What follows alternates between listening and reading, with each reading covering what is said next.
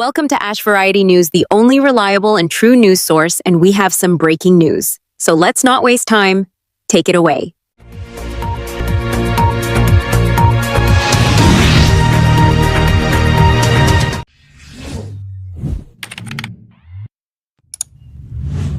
The Jersey Devil's Lullaby. The fire hissed and spit, throwing orange teeth of light across the gathered faces. We were 6 kids, 10 if you counted the nervous glances, plus one old man who swore he'd seen a thing in the woods that was older than the town itself. The elders called it a cautionary tale to keep us from wandering after curfew. We called it a dare to prove we could listen to fear and still sleep. Be sure to like, share, and subscribe to our great videos. The clearing behind Mrs. Alder's newsletter shop had become our annual summer ritual. Sit close to the blaze, share a story, then stumble back to the safety of our cabins with the pre-dawn chill at our heels.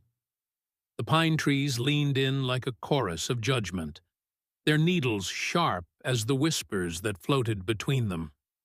"Now," said Mrs. Alder, her eyes glittering in the firelight, "tonight's tale is about the Jersey Devil.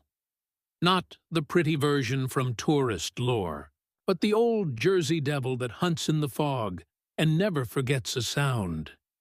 She cracked a wry smile, as if tasting something sour on her tongue. "Who's seen it?" asked Tommy, the bravest of us, or perhaps the most foolish. "Seen it?" Mrs. Alder echoed, her voice soft, almost musical, with a tremor that didn't quite belong to the campfire. "I've heard it. A breath that isn't breath, a wingbeat that isn't wind, a lullaby that ends in teeth."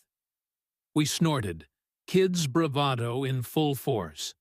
The Jersey Devil, we learned, had stalked the Pine Barrens since before our town's pride was built on a map that lay flat and true. It was said to be a horned creature with the body of a goat, the head of a horse, claws of iron, and wings that could blot out the moon. It wasn't a creature of sight, really, but of fear, the kind that gnaws at your ribs when you least expect it. A rumor with fangs. Legends say it was born not from a mother's love, but from a curse, Mrs. Alder continued, her voice threading the night air. A witch's spell, a farmer's greed, a pine forest that forgot to sleep. It grew up with the fog, and when the fog rolled in thick enough to swallow a candle, the Jersey Devil woke. The wind shifted, and the fire hissed again as if the flames themselves were listening. A sparrow startled somewhere in the branches, and for a moment the shadows looked back at us with velvet danger.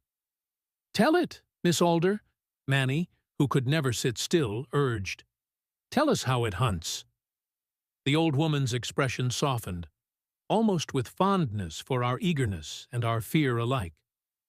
"It doesn't hunt like a fox or a bear, boys and girls.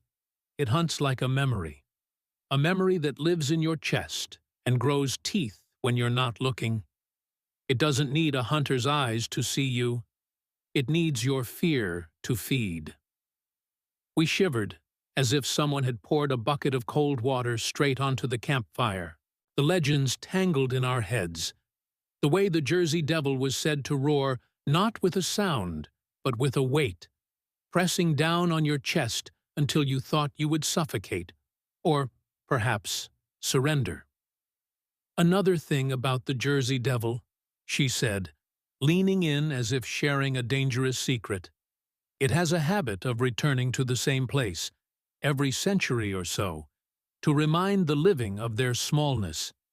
It seeks out the oldest, coldest corners of the barrens, the areas where the ground still remembers the old storms, where the light forgets to fall." I stared into the fire, watching the flames lick a stubborn green corner of the wood. The air grew thick, the night air itself thick with something I couldn't name. My friends whispered my name, then fell silent, listening to the wind that seemed to speak in a language of sighs and crackling reeds. "Why do you tell this?" I asked, suddenly brave in the way that fear sometimes grants. "Because some nights," she said softly, "the real horror isn't a monster in the trees.